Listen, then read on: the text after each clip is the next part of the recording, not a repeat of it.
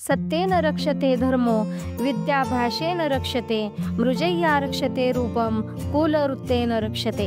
यानी धर्म की रक्षा सत्य से होती है, विद्या की रक्षा अभ्यास से होती है, रूप की रक्षा स्वच्छता से और कुल की रक्षा सद आचरण से होती है। Hello friends, Shri Swami Samarth. आजचा तुमचा दिवस अगदी आनंदाचा जावो ही स्वामींच्या चरणी प्रार्थना करते आणि व्हिडिओला सुरुवात करते। तर आजच्या व्हिडिओमध्ये आपण पाहणार आहोत 13 जानेवारीपासून कुंभमेळा हा भरण्यात आलेला आहे।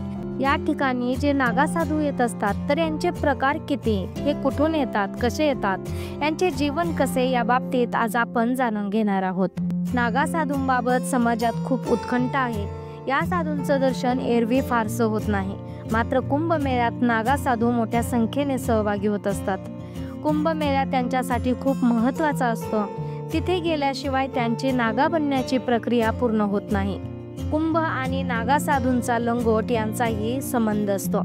केवळ काही आखाड्यांमध्येच नागा असतात, त्यांना कोतवाल आणि बडा कोतवाल अशी पदही मिळत असतात। नागा साधू बनण्याची प्रक्रिया कठीण आणि मोठी असते। नागा साधूंच्या पंथात सामील होण्यासाठी जवळपास 6 वर्ष लागत असतात। असं म्हणतात की भारतात नागा साधूंची संख्या 5 लाखांपेक्षा जास्त आहे। नागा साधू बनण्याची प्रक्रिया अर्धकुंभ, महाकुंभ आणि सिंहस्थानच्या वेळी सुरू होते। संत समुदायांच्या 13 आखाड्यांपैकी केवळ 7 आखाडेच नागा साधू तयार करत असतात। त्यात जुना, महानिर्वाणी, निरंजनी, अटल, अग्नी, आनंद आणि आवाहन आखाडा यांचा समावेश होतो। नवीन सदस्य जोपर्यंत पंथात पूर्णपणे सहभागी होत नाहीत तोपर्यंत केवळ लंगोट परिधान करत असतात। कुंभमेळ्यात अंतिम शपथ घेतल्यावर ते लंगोटाचाही त्याग करतात व आयुष्यभर तसेच राहतात। कोणताही आखाडा पूर्ण तपासणी करून योग्य व्यक्तीलाच प्रवेश देतो। आधी त्या व्यक्तीला पूर्णपणे ब्रह्मचारी बनून राहायचे असते, मग त्या व्यक्तीला महापुरुष व नंतर अवधूत बनवलं जातं। अंतिम प्रक्रिया महाकुंभावेळी असते। त्यात त्या व्यक्तीला स्वतःचं पिंडदान व दंडी संस्कारही करावे लागते। प्रयागच्या महाकुंभमध्ये दीक्षा घेणाऱ्या साधूंना नागा म्हटलं जातं, तर उज्जैनमध्ये दीक्षा घेणाऱ्यांना खुनी नागा म्हणतात। हरिद्वारमध्ये दीक्षा घेणाऱ्यांना बर्फानी नागा आणि नाशिकमध्ये दीक्षा घेणाऱ्यांना खिचडिया नागा असं म्हटलं जातं। दीक्षा घेतल्यावर नागा साधूंना त्यांच्या योग्यतेनुसार पदही दिले जातात। नागा साधूंमध्ये कोतवाल, बडा कोतवाल, पुजारी, भंडारी, कोठारी, बडा कोठारी, महंत आणि सचिव अशी पदं दिली जातात।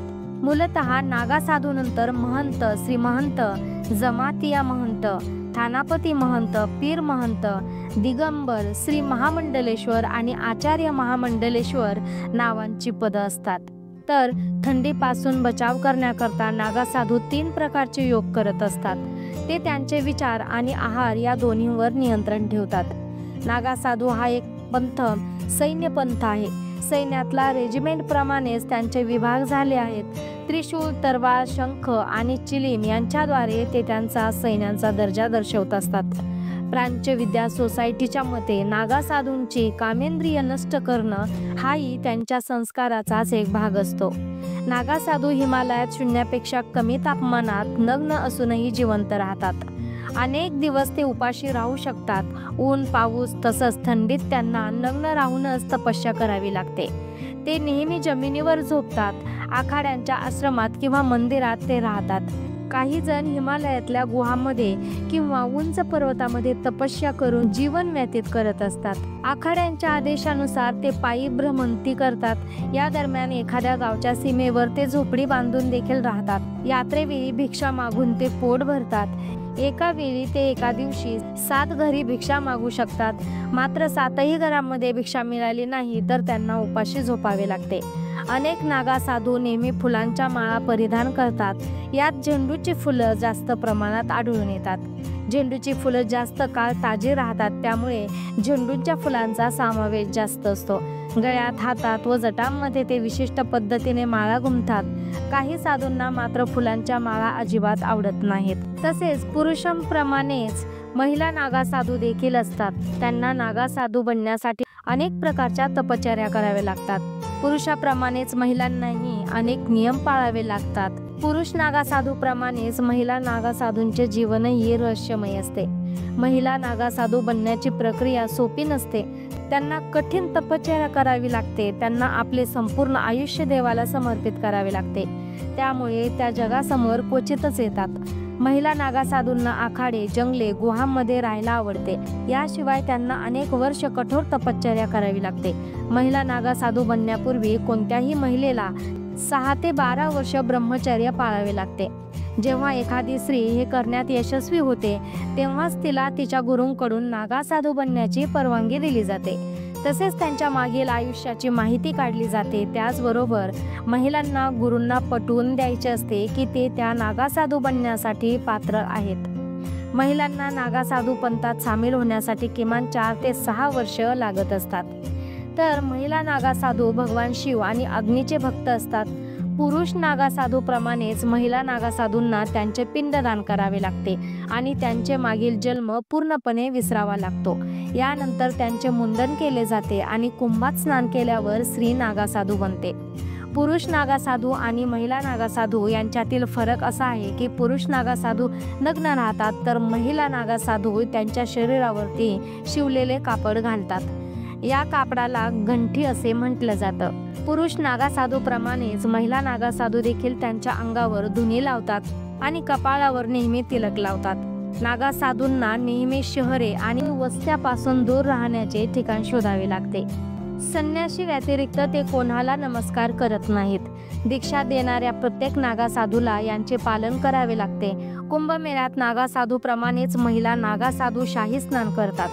पुरुष नागा साधूंनी स्नान केल्यानंतरच त्या स्नान करत असतात. महिला नागा साधू बनल्यानंतर साधू आणि साध्वी तिला आई म्हणतात. ऋषी मुनींच्या जगात नागा ही एक उपाधी आहे. त्यांचे शैव, वैष्णव आणि उदासीन संप्रदाय असे अनेक पंथ आहेत. पुरुष नागा साधूंना सर्वत्र नग्न राहण्याची परवानगी आहे, परंतु महिला नागा साधूंना तसे राहता येत नाही. नर नागा साधू 2 प्रकारचे असतात. पहिले कपडे घातलेले आणि दुसरे दिगंबर म्हणजे नग्न. मात्र महिला नागा साधूंना वस्त्र परिधान करावे लागते. महिला नागा साधूंना माई, नागिन आणि अवधूतांनी अशा अनेक नावांनी संबोधले जाते, तर इतर साध्वी तिला आई म्हणतात. श्री नागा साधू सकाळी उठल्यापासून ते रात्री झोपेपर्यंत भगवान शिवांची भक्ती करतात. जुना आखाडा हा सर्व आखाड्यांमध्ये सर्वात मोठा आखाडा आहे.